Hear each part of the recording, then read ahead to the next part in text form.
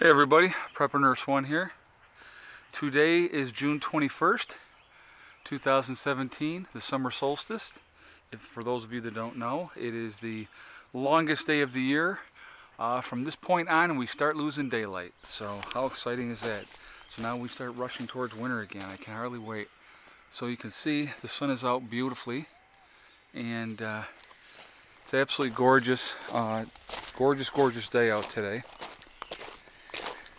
I went this morning, got the next post, and I got that in, and so that's all in there nice and solid now. So it's going to be, you know, like I said, we're not going to put the last post in until we move these panels. So the 3 panels are going to go on this side, and 1 panel on this side once we put the 4 up. And so one of the next fun chores is going to be, like I said, is digging that trench out. So that'll be exciting. I can hardly wait for that. But so, you know, that'll take care of itself. So anyway, today I wanted to talk about the topic of the video today. Big news, obviously, in the press and everything, and everybody's talking about it. Yellowstone National Park with the super volcano under Yellowstone.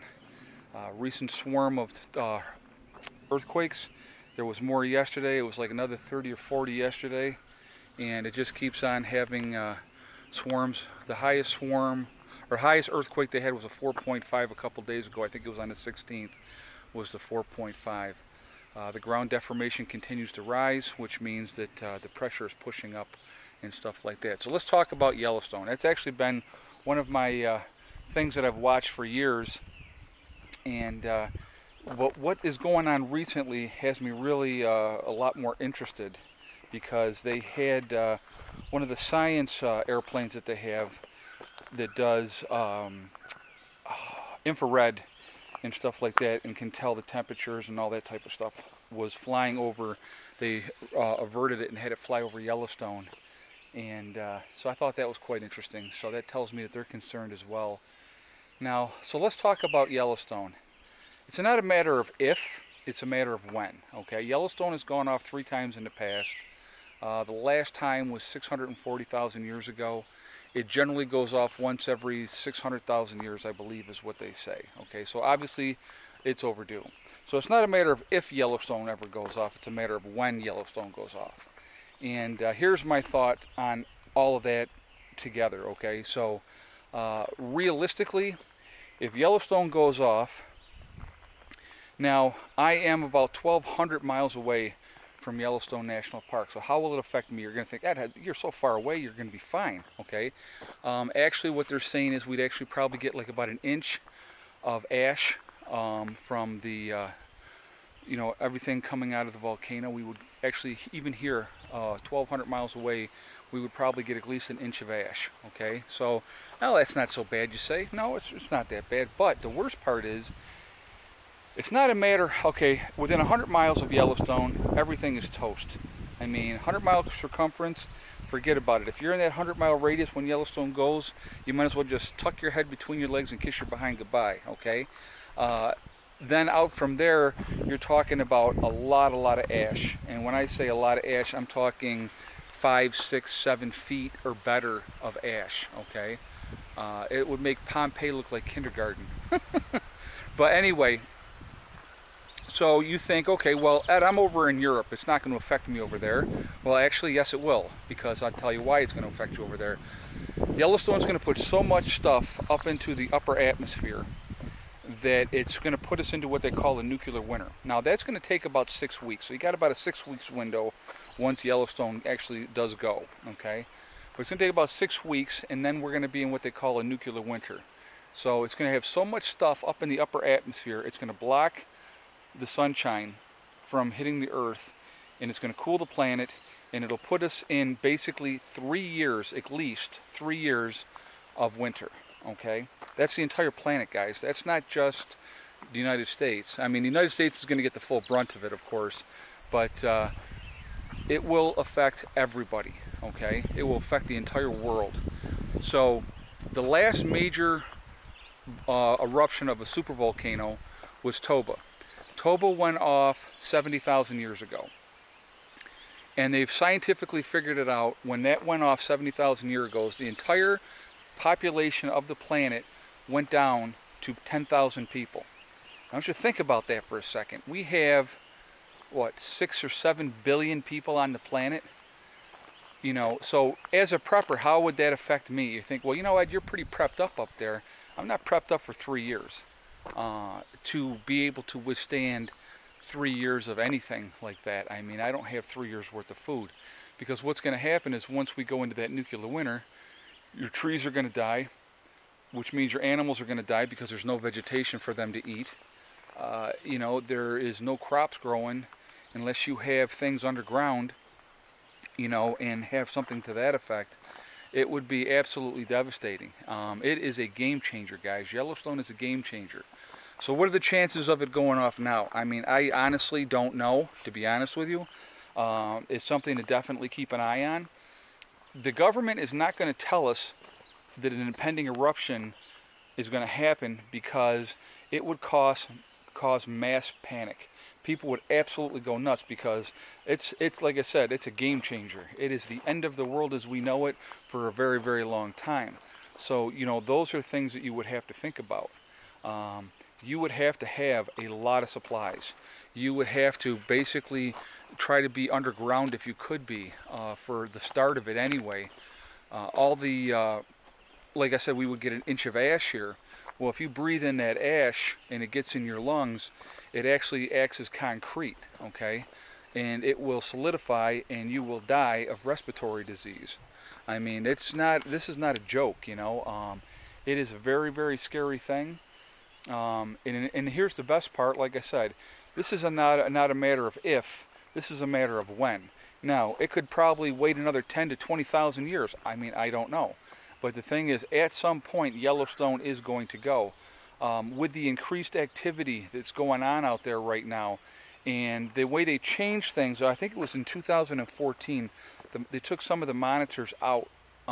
So that I thought was kind of interesting as well.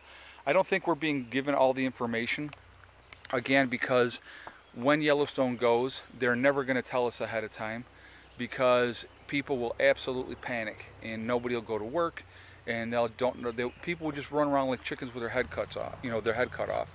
So it's a very, very scary thing to think about, okay? So be aware of it, obviously. Keep an eye on what's going on. They have the observatory page, and if you go there, and it kind of gives you an indication of what's going on as far as the earthquakes and stuff like that. But again, I don't know if they're giving us the full brunt of the information. But if they're not, we could be in big trouble, you know. I mean, Yellowstone is no joke, you know. I mean, absolutely no joke. So it's a matter of neighbor's revving his truck. It's a matter of just, you know, taking care of business. Again, you know, if you prep, keep on prepping. Do the best you possibly can. Like I said, you know, guys, I mean, it's just one scenario of something that could happen, obviously. I'm not saying that Yellowstone is going to go and it's going to go right away and everybody watch out, but, you know, you never know. And so, there's Soxy over here in the shade. But like I said, it's definitely a scary situation, and it's something to keep an eye on. So, you know, I know, like I said, there's a lot of talk about it right now, and is it going to go? When is it going to go? Like I said, even the major scientists have no idea when it's going to go. It's a sleeping giant, and it's actually not really sleeping, because if you look at, like, Old Faithful and everything else, that entire Yellowstone Park, there's, like, it's, basically you could drive from 50 miles, basically, and you are still in the caldera. That's how wide it is, okay? So we're talking about a massive, massive amount. And they've just decided, you know, figured out that the carbon underneath, under it is a huge, huge area, much bigger than they thought. So, you know, once the pressure gets enough, it's going to go. And when it goes, like I said, it's not going to be pretty. I hope to God it doesn't go in our lifetime, to be honest with you, because that would be a real bad thing. That'd be the worst case scenario times 10. Let's put it like that. I mean, you think of anything else times 10, that's how bad it would be, you know. And then think of the ramifications from that now, okay? So Yellowstone goes, it's killing off a lot of the population. We have all these nuclear plants in the country. They'll melt down. Now you got that issue to deal with. I mean, it's just, you know, it would be bad, guys. It would be really, really, really bad.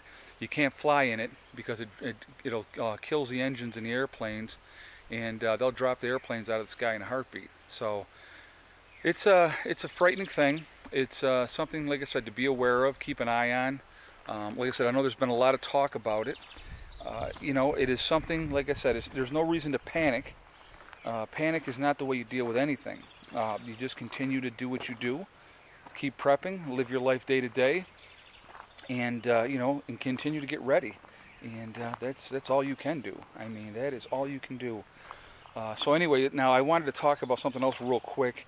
So we had gone to the store yesterday, and we had bought, like I said, more food to put away. So I vacuum sealed that all up last night. So we're adding that into the food stocks just to put away stuff. And so that was awesome as well. So a lot more food put up, which, like I said, I will just continue to put food away and put food away and put food away. That is the only way that we're going to make it, guys. You got to have a group, and you got to have a lot of food. You got to have access to water, and you know, if you can have a light source, that's awesome. If you don't have a light source of some sort, you know, do the best you can. You know, there's a lot of scary stuff going on out there in the world, and Yellowstone is just part of it. Okay, so keep focused, keep doing what you got to do, and like I said, don't panic. Just keep going along, and you'll be fine. Okay, if it goes, there's nothing we're going to be able to do about it anyway. Okay, so all you can do ahead of time is get as prepared as you possibly can to give you any kind of advantage that you can have. That is the biggest key. That's the biggest key to prepping, I think, that a lot of people don't understand. The advantage. We're looking for that advantage. So always look for the advantage. Do the things that you have to do. Be smart, okay? So anyway, guys, listen, I'm going to jump off of here for now. You know, like I said, today is Wednesday. Is it Wednesday? Yes, today is Wednesday. So I hope everybody's doing well, and the days are starting to get shorter after today. So fun. The solar will be up soon. The frame is pretty much ready for what we're going to do for right now, with getting that last post in today.